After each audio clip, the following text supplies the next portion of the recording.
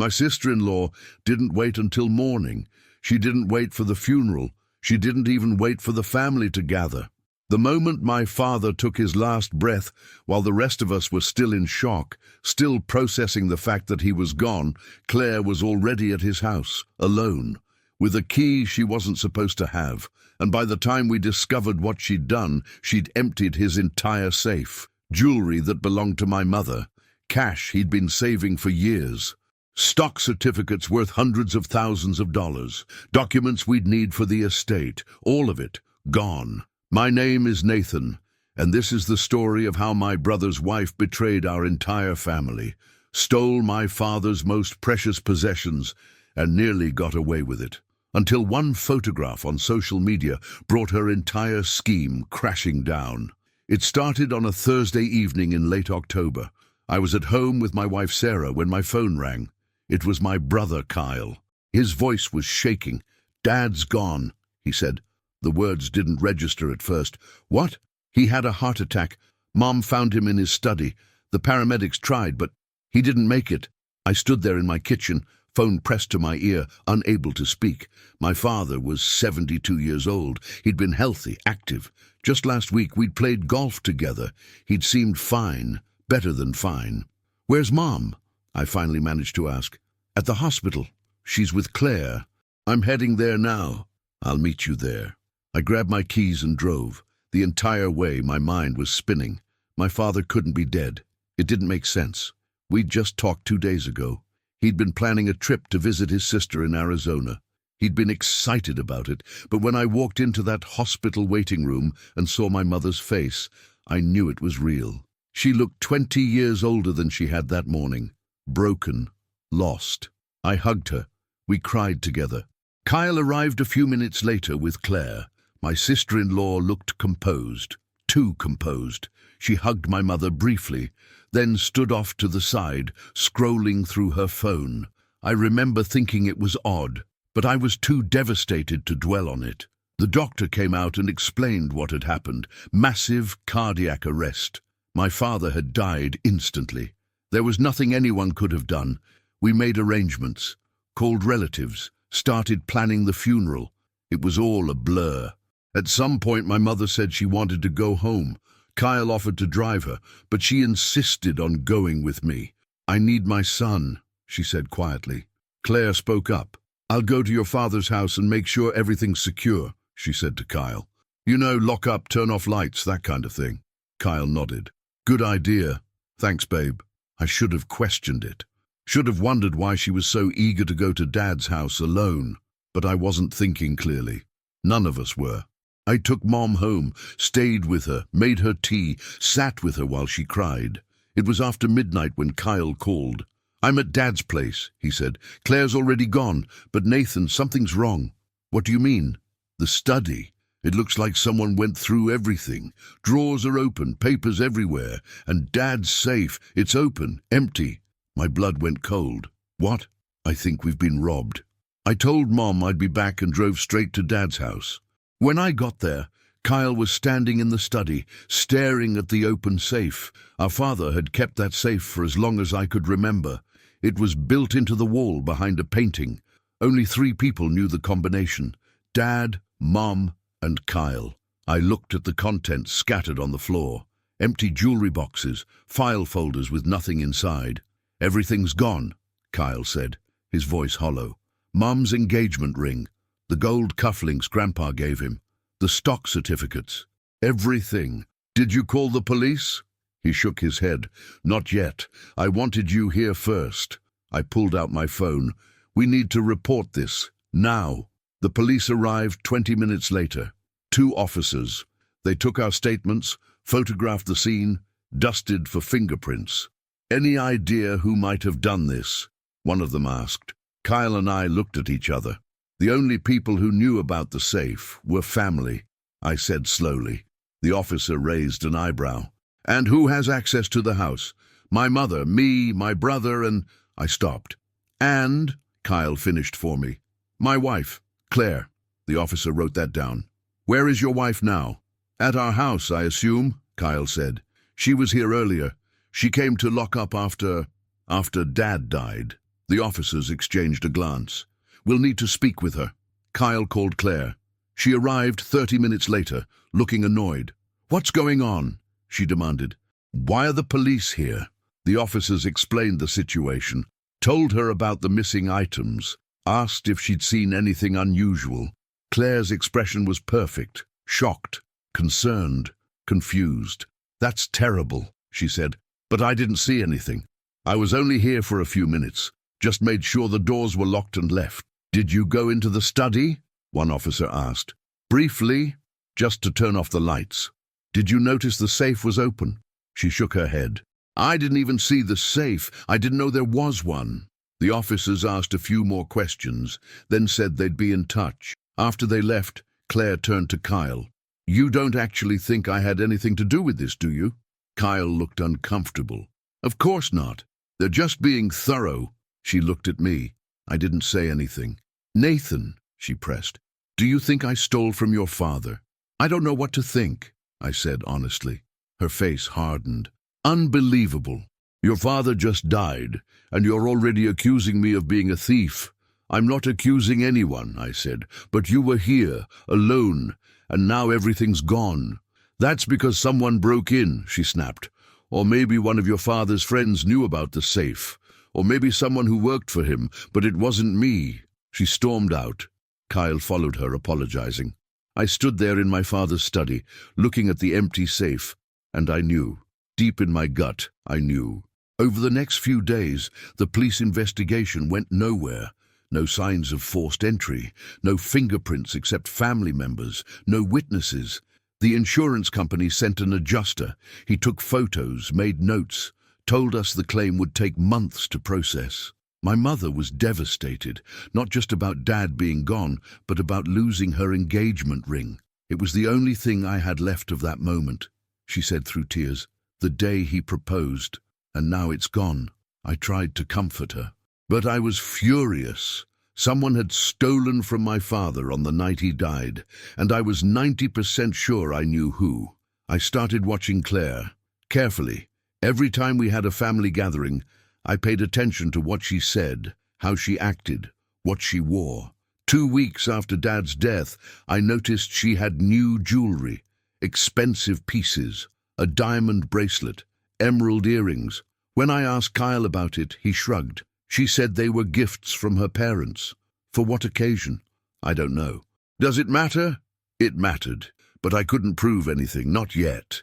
The funeral came and went, more family, more tears, more people telling me how sorry they were for my loss. Claire played the role of grieving daughter-in-law perfectly. She cried at all the right moments, said all the right things, and all the while I watched her. A month later, we began sorting through Dad's estate. His will was straightforward. Everything split equally between Mum, Kyle and me. But without the stock certificates, without proof of certain assets, the process became complicated. We had to request duplicate documents from banks and investment firms. It took weeks, and with every delay, I grew more convinced that Claire had orchestrated all of it, but I still had no proof. Then, 3 months after Dad's death, something changed. I was scrolling through social media one evening when I saw a post from Claire's sister, Jennifer, a photo from a birthday party. Jennifer was wearing a necklace I recognized immediately. It was my mother's. A vintage sapphire necklace my father had given her on their 25th wedding anniversary. Unique, one of a kind, unmistakable. I stared at the photo, my heart pounding. I zoomed in to make sure. There was no doubt that was Mom's necklace. I took a screenshot. Then I started looking through Jennifer's other photos. In one from 2 weeks earlier, she was wearing earrings that looked suspiciously like the ones that had been in Dad's safe. In another, a bracelet I remembered seeing in one of the jewelry boxes. I went through months of posts, and piece by piece I found them. My mother's stolen jewelry, being worn by Claire's sister. I called Kyle immediately. "We need to talk. Now." "What's wrong?" "I found Mom's jewelry." There was a long pause. "What are you talking about?" "Claire's sister has been posting photos on social media. She's wearing Mom's necklace and the earrings, and probably half the other stuff that was stolen." "That's impossible." I'm looking at the photos right now. Come over. I'll show you. Kyle arrived 20 minutes later. I pulled up the photos on my computer. He stared at the screen in silence. That's definitely Mom's necklace, he said finally. And these are the earrings and this bracelet. Kyle, Claire gave all of this to her sister. He sat down heavily. You think Claire took everything from Dad's safe and gave it to Jennifer? I don't think. I know. But why? If she wanted to steal it, why would she give it away? Because if she wore it, we'd recognize it. But her sister, we barely know her. She lives 2 states away. Who would notice? Kyle's face went pale. Oh my God. We need to call the police. He nodded slowly. Yeah, we do. We contacted the detective who'd been assigned to the case, showed him the screenshots. Within 48 hours, they had a warrant. They searched Claire and Jennifer's homes. In Jennifer's house, they found most of the missing jewelry. She claimed Claire had given it to her as gifts, said she had no idea it was stolen. In Claire's house, hidden in her closet, they found the stock certificates and the cash, over $40,000, stuffed in a shoebox. When confronted, Claire tried to deny everything, said Jennifer was lying, said someone must have planted the evidence, but the police weren't buying it. They arrested her, charged her with theft, burglary and fraud. Kyle was destroyed. He'd trusted her, loved her, built a life with her, and she'd betrayed not just him, but our entire family. At the arraignment, Claire pleaded not guilty. Her lawyer argued that she'd found the safe already open, that she'd taken the items for safekeeping, that she'd planned to return everything but forgot. The prosecutor presented the evidence, the social media posts, the hidden stock certificates, the cash, the timeline showing she'd gone to Dad's house within hours of his death. The jury didn't take long, guilty on all counts. Claire was sentenced to 3 years in prison. She was also ordered to return all remaining stolen property and pay restitution for items that couldn't be recovered. Kyle filed for divorce the day after the sentencing. He hasn't spoken to Claire since. My mother got most of her jewelry back, but not everything. Some pieces were sold before we found them. Others were damaged. The sapphire necklace was returned, but Claire's sister had worn it so much the chain was broken. Mom cried when she saw it, not because of the damage, but because even getting it back couldn't erase what had been done. The stock certificates were recovered, the cash was returned, but the trust, the sense of family, that was gone. Kyle moved back home with Mom for a while. He was a shell of himself, couldn't believe he'd been married to someone capable of such betrayal. I should have seen it, he said one night. There were signs, small things, but I ignored them. It's not your fault, I told him. She fooled all of us. Not you, he said. You knew. From the beginning. I suspected. I didn't know. Not until I saw those photos. He looked at me. Do you think she ever loved me? Or was it always about money? I didn't have an answer. I wanted to tell him she'd loved him, that this was just greed overwhelming better judgment. But honestly, I didn't know. Someone who could steal from a dead man on the night he died, who could take jewelry from the wife of the man she'd just lost, who could manipulate and lie so easily.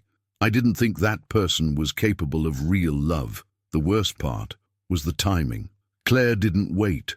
She didn't even pretend to grieve. She went straight to Dad's house and cleaned out the safe while the rest of us were falling apart.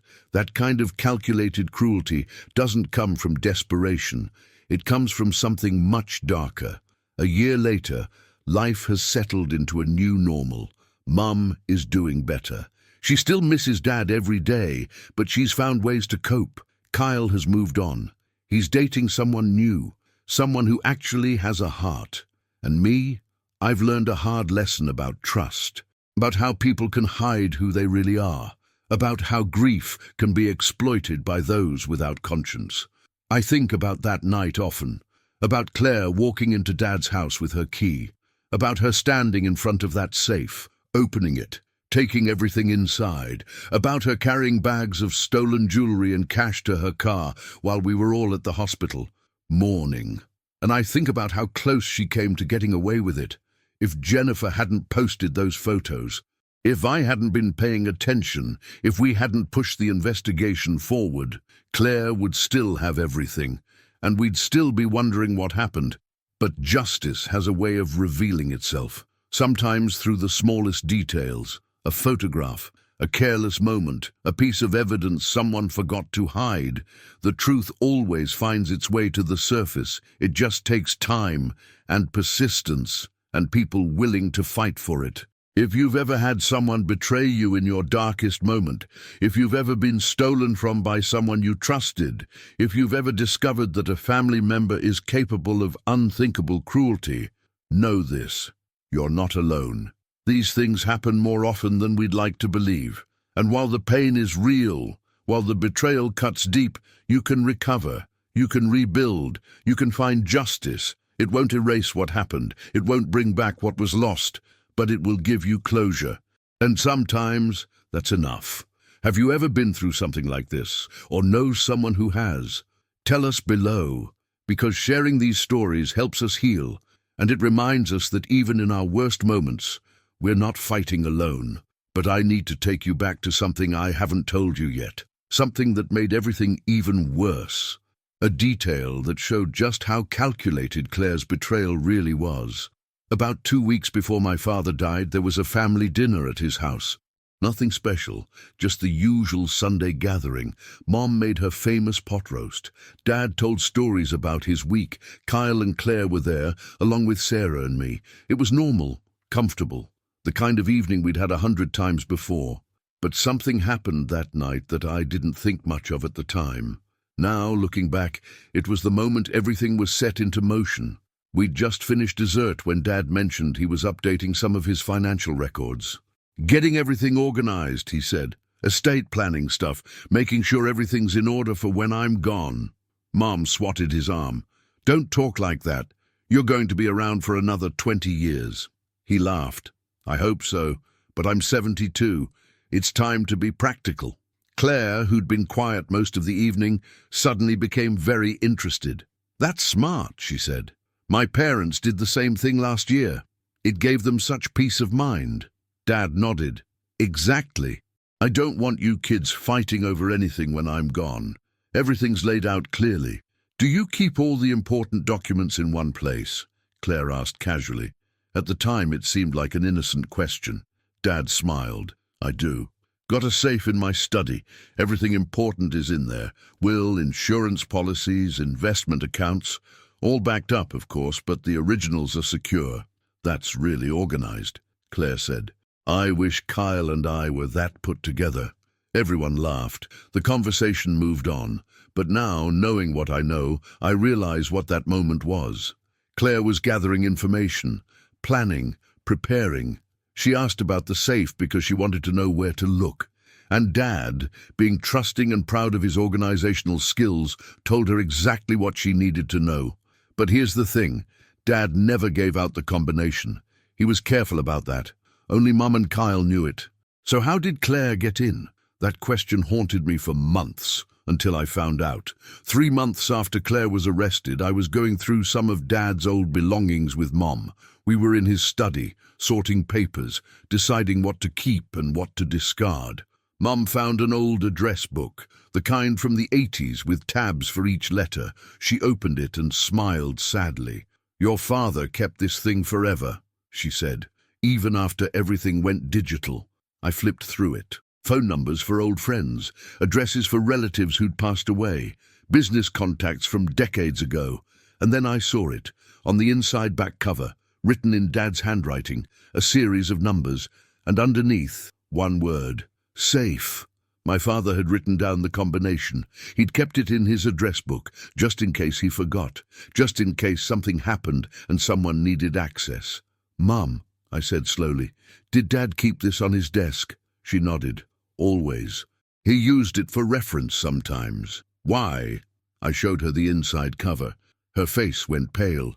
"Oh no. Did Claire have access to this office?" Mum thought for a moment. "She was alone in here once, about a week before your father died. She said she needed to borrow a book from his shelf. I didn't think anything of it. That was it. That was how she got the combination. She'd come into Dad's study, probably under some innocent pretense. and she'd found the address book, copied the numbers, and then waited for the opportunity to use them. The level of premeditation was staggering. This wasn't a crime of opportunity. This wasn't someone finding the safe open and being tempted. This was planned, calculated. Claire had spent weeks, maybe months, preparing for this. And when my father died, she executed her plan perfectly. I reported this new information to the police. They added it to the case file. But Claire had already been sentenced. The revelation didn't change her punishment. It just confirmed what we already knew. She was guilty, completely, undeniably. Kyle took it hard when I told him. She was planning this while Dad was still alive, he said, his voice hollow. She sat at his dinner table, laughed at his jokes, hugged him goodbye, and the whole time she was figuring out how to rob him. I'm sorry, I said. You deserve to know the truth. Do I? He asked bitterly. Because the truth just keeps getting worse. I understood his pain. Finding out someone you loved was capable of such betrayal is devastating. But finding out it was premeditated, that they'd been planning it all along, that every moment of affection was potentially fake, that's a different level of hurt. The trial had revealed a lot about Claire's character, or lack thereof. The prosecutor uncovered her financial history. She had over $60,000 in credit card debt, most of it from shopping. Designer clothes, expensive handbags, jewelry she couldn't afford. Kyle had no idea. She'd hidden it all from him. She'd even opened credit cards in his name without telling him, maxed them out, then made minimum payments to keep him from finding out. The prosecutor's theory was simple. Claire saw my father as a way out of her financial problems. She knew he was wealthy. She knew about the safe. And when he died unexpectedly, she saw her opportunity. Take what she could, hide it, wait for things to settle down, then slowly liquidate everything. If not for those social media posts, she probably would have succeeded. Jennifer, Claire's sister, was also charged. But she took a plea deal, testified against Claire in exchange for probation. She claimed she'd had no idea the jewelry was stolen, that Claire had told her it was costume jewelry from estate sales. The prosecutor didn't fully believe her, but without proof she'd known, they couldn't make the bigger charges stick. Jennifer returned everything in her possession, apologized to our family in court. I don't know if she was genuinely remorseful or just scared of prison. Either way, she got off easy, but Claire showed no remorse, not during the trial, not at sentencing, not ever. Her only regret seemed to be getting caught. At the sentencing hearing, the judge asked if she had anything to say. Claire stood and delivered a prepared statement. I made mistakes, she said. I acted impulsively during a time of grief and confusion. But I never intended to permanently deprive anyone of their property. I was planning to return everything once the estate was settled. It was a lie. Everyone in that courtroom knew it. The judge certainly did. Ms. Harrison, the judge said, you entered your father-in-law's home within hours of his death. You opened his safe using a combination you'd stolen weeks earlier. You removed items worth hundreds of thousands of dollars. You hid them. You gave some to your sister to conceal your theft, and you did all of this while your husband and his family were grieving. This was not impulsive. This was calculated, premeditated theft, and you will serve the maximum sentence allowed by law. 3 years. It wasn't enough, not for what she'd done, not for the pain she'd caused, but it was something. Kyle's divorce was finalized 6 months later. He got everything, the house, the cars, their savings. Claire was in no position to fight, and honestly, Kyle just wanted her gone from his life. He sold the house they'd shared, said he couldn't stand being there anymore. Every room reminded him of the lie he'd been living. He moved into an apartment downtown, started therapy. Began the long process of rebuilding his life. Sarah and I supported him as much as we could, had him over for dinner, included him in family events, made sure he knew he wasn't alone. Slowly, he started to heal. It took time, more time than any of us expected, but eventually he began to smile again, to laugh, to believe that not everyone was like Claire. 2 years after Dad's death, Kyle met someone new. Her name was Amanda. She was a teacher. Kind, genuine, completely transparent about her life and her past. The opposite of Claire in every way. When Kyle introduced her to the family, I watched him carefully, looking for signs of the old hurt, the old fear. But he seemed happy, genuinely happy. And that gave me hope, that betrayal doesn't have to define you forever, that you can recover, that you can trust again. Mum eventually moved out of the house she'd shared with Dad. It was too big for one person, too full of memories. She bought a smaller place closer to me and Sarah. We see her almost every day now. She's found peace in her own way. She wears Mum's sapphire necklace sometimes, the one we recovered. She had it repaired, had the chain replaced. It's not exactly the same as it was, but she says that's okay. Nothing's exactly the same after you lose someone, she told me. You just learn to appreciate what you have left. That wisdom has stuck with me, because she's right. Life after betrayal isn't about restoring everything to how it was. It's about accepting what happened, learning from it, and building something new. The safe in Dad's study is still there. Mum asked if I wanted to remove it when she was packing up the house. I thought about it, but ultimately I said no. Leave it, I told her. It's part of Dad's story, part of our story. She understood. That safe represents a lot of things. My father's careful planning, his desire to protect his family, but also vulnerability. The fact that even the most careful preparations can be exploited by someone with bad intentions. It's a reminder, a cautionary tale, and maybe that's worth preserving. I think about Claire sometimes, sitting in prison, wondering if she has any regrets, if she thinks about what she threw away, a husband who loved her, a family that accepted her, a life that could have been good, all of it sacrificed for jewelry and cash and stock certificates. Things that in the end couldn't buy her freedom, couldn't buy her happiness, couldn't buy back the life she destroyed. Was it worth it?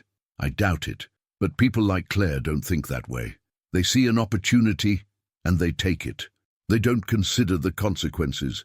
They don't think about the people they'll hurt. They just see what they want and they grab it. That's the nature of greed. It blinds you to everything else. The anniversary of Dad's death is next week. We're planning a small gathering, just family, just us.